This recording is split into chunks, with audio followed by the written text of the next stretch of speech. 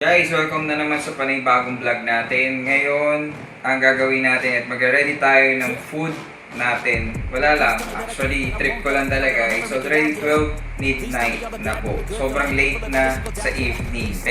Sobrang crave kasi tayong kumain ng salmon. So, ito, guys, i-slice natin. Gagawa tayo ng sashimi. So, dito na yung fish. And, magluluto din tayo. Siyempre na, hindi pwedeng mawala ang maanghang na noodle ng Korean. So, ito naman ang Jin Ramen. Spicy po to. And then, nandito na rin ang roasted seaweed with olive oil. Para pangbalot natin sa sushi na gagawin natin. Siyempre, ang dalawang itlog, hindi po pwedeng mawala ang itlog sa noodle.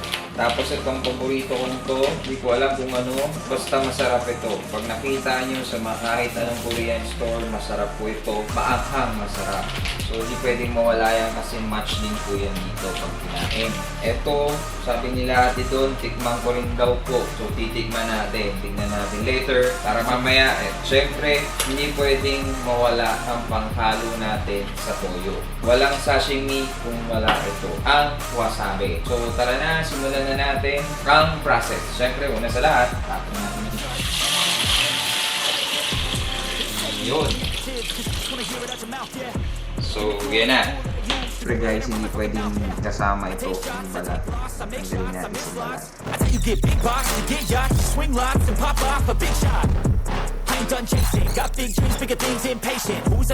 Story ng ating hindi yun. Hindi nga tayo binigo guys. So tara guys, simulan na natin i-slice. Slice into 3. A slow burn like a disease. Just tell me that I can and show you things that you couldn't. Dito po tayo, proceed po tayo sa gagawin natin. Ito po ang seaweed. Seaweed. So ito ang, siyempre, Japanese rice.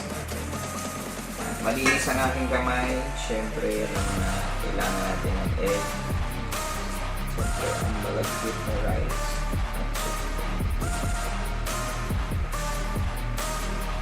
Hindi siya perfect pero trip ko lang talaga kumain yun. So, DIY. So, ito yung nagawa na natin. So, gagawin pa natin mas maraming ganyan. Lagay na natin itong tuna sa ating lagayan. Yun. Yan.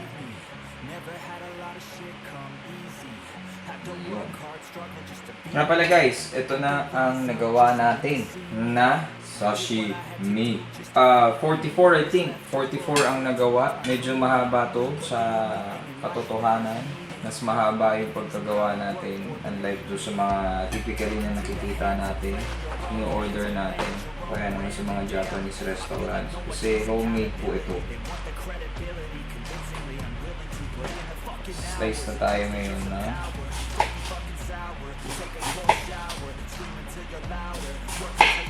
Okay. Kulo na po ang ating tubig. Ilalagay na natin ang siyempre walang iba kundi yung spicy Jin Ramen natin. Yan. Yan, medyo lumalambot-lambot na. Siyempre bago tuluyan na lumambot ang powder niya. Tapos lagay na natin ang gulay, repolyo.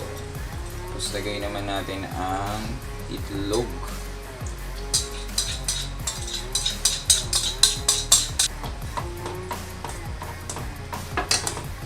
Last but not the least, last na halo. Yun. Okay. Pwede na, luto na. Guys, ito yung pinakaantay natin sa lahat. Yung titikman na natin yung ginawa natin. Siyempre, kailangan natin ng chopstick. Datong puti.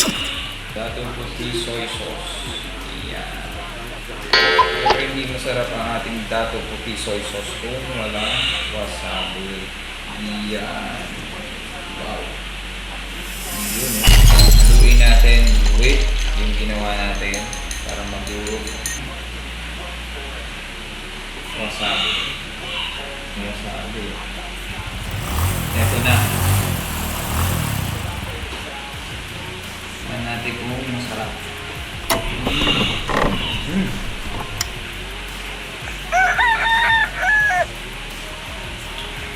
Ang tindi ng wasabi. Wala akong masabi, ang sarap. Kaso, hinalo natin yung ginawa natin sa wasabi. Tumikit lahat yung wasabi, wala akong masabi. Ang sarap.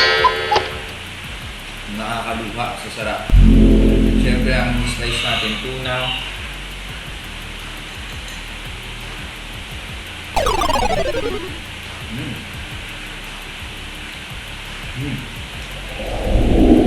Ibabaw tong wasabi na to.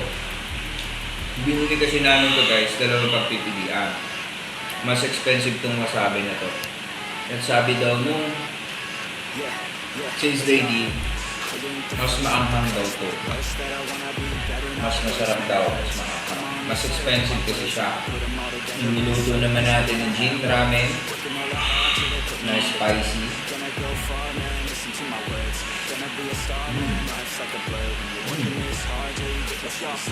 The best.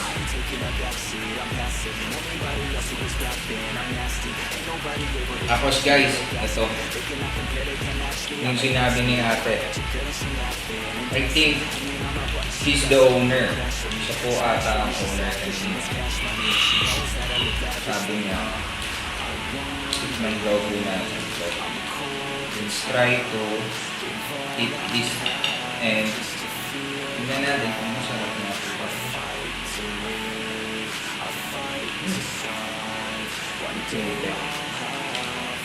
Masarap na.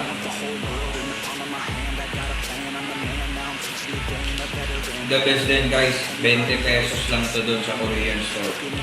Ito guys, meron din 20 pesos na ito maliliit. Pero, ubusan sila. Ito yung ito 45 pesos. Could you imagine guys, ang 45 pesos? Talagang, ito ulam na. So, sobrang anghang niya. Mapaparize ka talaga ng grabe. Hindi natin ito mauubos na. So, kuha lang tayo ng isang piraso. So guys, pakita ko lang sa inyo kung ano yung tsura. Para siya cheese stick, actually.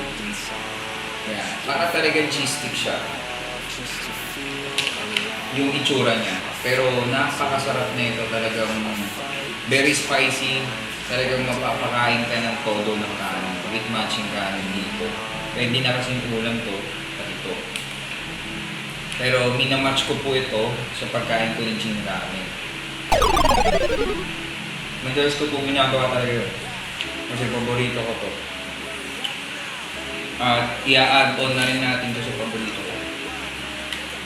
Actually, very spicy po talaga. Mahilig tayo sa spicy food.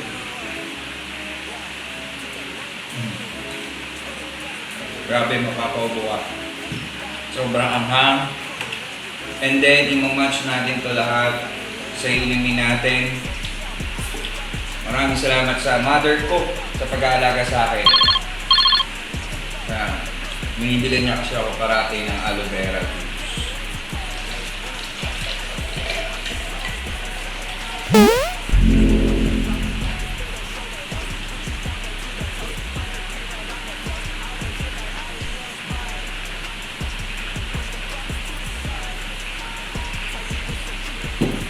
So guys, paano po? Ating uubusin na po ito sa likod ng camera. Sa susunod na vlog po natin ulit, good morning, good afternoon, good night.